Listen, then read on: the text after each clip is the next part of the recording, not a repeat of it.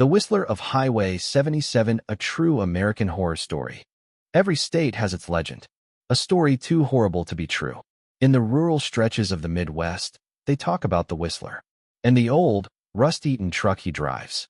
This isn't a campfire story. This is a reconstruction based on the 911 call, the police report, and the only known survivor, Jake Evans. Eating silence. Fall, 1997. Jake Evans and his girlfriend, Chloe, were driving back to college through the heartland in his beat-up 1978 Ford Gran Torino. The car was a tank, but it drank gas like water.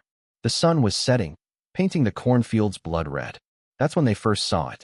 An old, patched-together dump truck, the color of a bruise, roaring up behind them.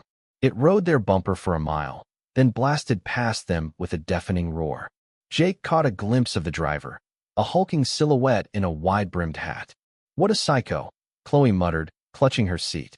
They forgot about it, until 20 minutes later, pulled over on a deserted stretch of Highway 77 so Jake could relieve himself in the ditch. The same truck was parked on the side of the road ahead. The driver's door was open. Nobody was inside. And then they heard it. A faint, off-key whistling. It was a tune they didn't recognize, jaunty and old-fashioned, and it was coming from the vast, empty field beside them. "Jake, let's just go," Chloe said, her voice tight. But it was too late. The whistling stopped, and from the waist-high corn, the figure emerged. He wasn't just tall, he was impossibly broad, wearing a long, tattered trench coat stained with God knows what. His face was hidden in shadow under that hat. In one hand, he dragged a heavy, burlap sack that left a dark trail in the dirt. He stopped, tilted his head, and looked directly at them. They couldn't see his eyes, but they could feel his gaze. Jake scrambled back into the Torino, his heart hammering. The engine coughed to life. As they peeled out, Jake saw it in the rearview mirror. The man wasn't getting in his truck. He was just standing there, watching them go, and he began to whistle again. Night fell. The Torino was running hot, the old engine temperature gauge creeping into the red. They were utterly alone. "Jake," Chloe whispered, pointing ahead. A single pair of headlights was parked sideways across the road, blocking both lanes. It was the truck. Jake slammed the brakes, skidding to a halt 50 yards away. The driver's door of the truck swung open. The Whistler stepped out. This time, he was holding a long, wicked-looking tool, a hook attached to a heavy chain. He started walking toward them. Not running. Walking. As if he had all the time in the world. Jake threw the Torino into reverse, but the engine whined and died. Steam poured from under the hood. They were trapped. "Lock the doors," Jake yelled.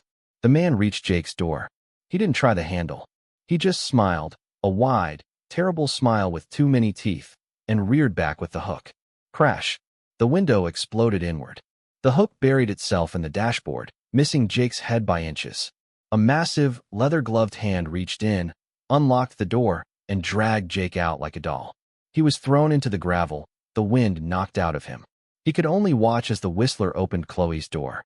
She was screaming, kicking, hitting. He backhanded her once, and she went silent. He picked her up effortlessly, slung her over his shoulder, and began to whistle that same, cheerful tune as he carried her back to his truck. He tossed her into the dark, gaping back, like she was just another bag of feed. He looked back at Jake, who was struggling to breathe. The man tilted his head again, as if considering. Then, he seemed to decide Jake wasn't worth the effort. He climbed into his truck, fired up the roaring engine, and drove off into the night, leaving Jake alone in the deafening silence. Jake didn't know how long he lay there.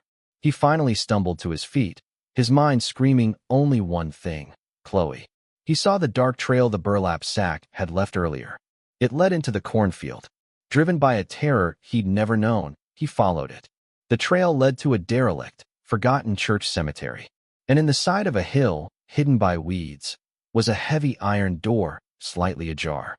A cold, foul smell poured out: rotting meat, damp earth, and something chemical. Inside was not a grave. It was a larder. The walls were lined with bodies, sewn into the stonework like macabre decorations. Some were old, just skeletal remains with scraps of skin and hair. Others were fresher, and from the ceiling hung parts: arms, legs, heads, all in varying states of preservation. It was a harvest, a collection. In the center of the room, on a stone slab, was Chloe. She was unconscious. The Whistler was there, his back to the door. He had removed his coat. His back was a horrifying tapestry of scars and grafted skin. He was humming, selecting tools from a rack, a bone saw, a set of brutal-looking skinners. Jake acted on pure instinct. He grabbed a rusted iron bar that was leaning against the wall. As the Whistler turned, surprised, Jake swung with all his might. The bar connected with the side of the man's head with a sickening thud. The giant staggered but didn't fall. He let out a roar of pure rage, swiping at Jake with a hand that could crush skulls. But Jake was faster. He swung again, catching him in the knee.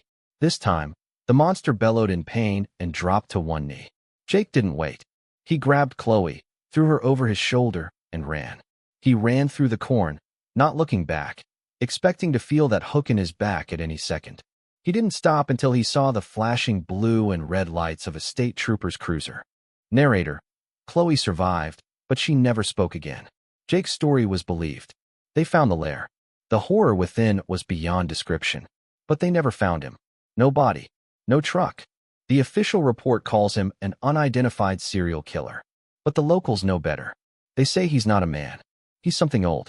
Something that comes out every few years to harvest. They say if you're driving on a lonely road at dusk and your radio cuts out, listen carefully. You might just hear whistling. So next time you're on a long, empty highway and you see a pair of headlights in your rearview mirror coming up a little too fast, don't just slow down. Run.